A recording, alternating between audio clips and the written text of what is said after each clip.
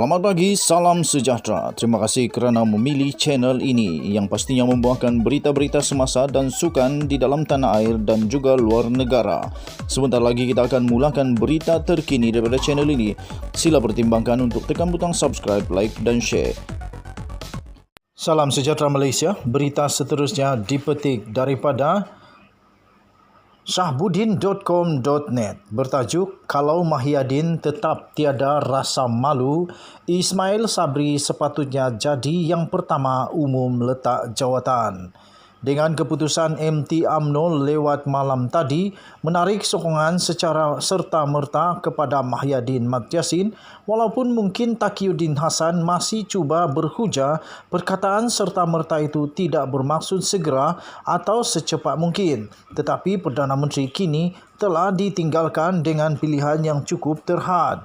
Jika beliau masih ada maruah, harga diri dan perasaan malu, langkah pertama dan terbaiknya pagi ini ialah pergi ke Istana Negara untuk menghadap Agung bagi mengumumkan peletakan jawatannya.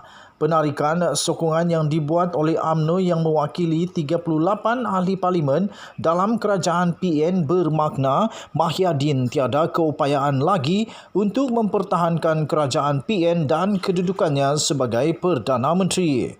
Cuba bertahan lagi hanya akan membuatkan beliau terus dikeji, dibenci dan dikecam daripada segenap penjuru. Walaupun ketetapan MT itu tidak disertai dengan kemestian untuk ahli parlimen UMNO dalam kerajaan meletak jawatan, Mahyadin dalam hal ini harus ada tanggungjawab moral yang tinggi untuk menyelamatkan masa depan negara.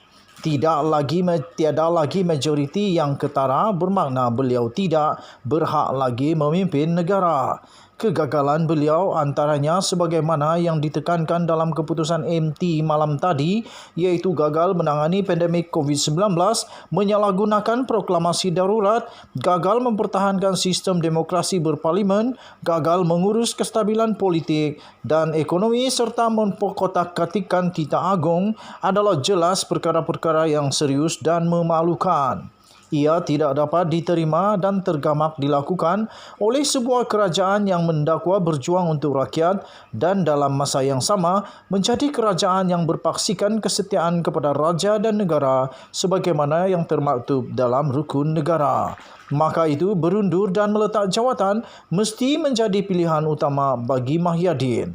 Begitupun mengenali tingkah laku politik Mahyadin yang ternampak sangat degil dan ingin terus berpaut pada kuasa sebagaimana ditunjukkannya sepanjang 17 bulan sebelum ini, tidak mustahil beliau buat tak reti saja dengan ketetapan terbaru UMNO ini.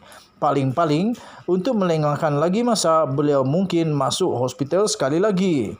Dalam hal ini, jika kedegilan Mahyadin tetap berterusan dan tiada perubahan kepada kedudukan kerajaan, timbalan Perdana Menteri yang baru dilantik semalam, Ismail Sabri, seharusnya menjadi pemimpin UMNO yang pertama meletakkan jawatan.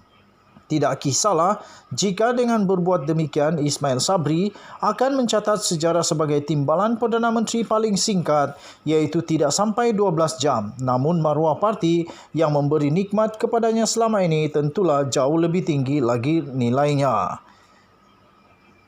Realiti yang tidak boleh dinafikan juga, keputusan MT UMNO menarik sokongan serta-merta itu adalah keputusan yang telah dipersetujui oleh Ismail Sabri sendiri secara kolektif atas kedudukannya sebagai naib Presiden UMNO. Sebagaimana Mahyadin tidak banyak pilihan, Ismail Sabri juga tidak ada banyak pilihan. Dengan Ismail Sabri dapat menunjukkan teladan menjadi yang pertama meletakkan jawatan daripada kerajaan, barulah ada momentum untuk ahli-ahli parlimen UMNO lain untuk terus berbuat demikian.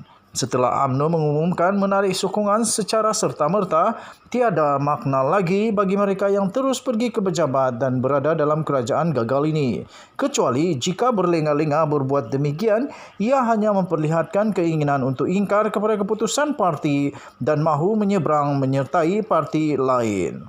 Artikel ini ditulis oleh Shahbuddin Hussein 8 Julai 2021. Artikel ini tidak menggambarkan pendapat dan tidak menggambarkan pendirian daripada channel ini, The Twin TV. Kita jumpa lagi. Salam sejahtera Malaysia. Bye-bye.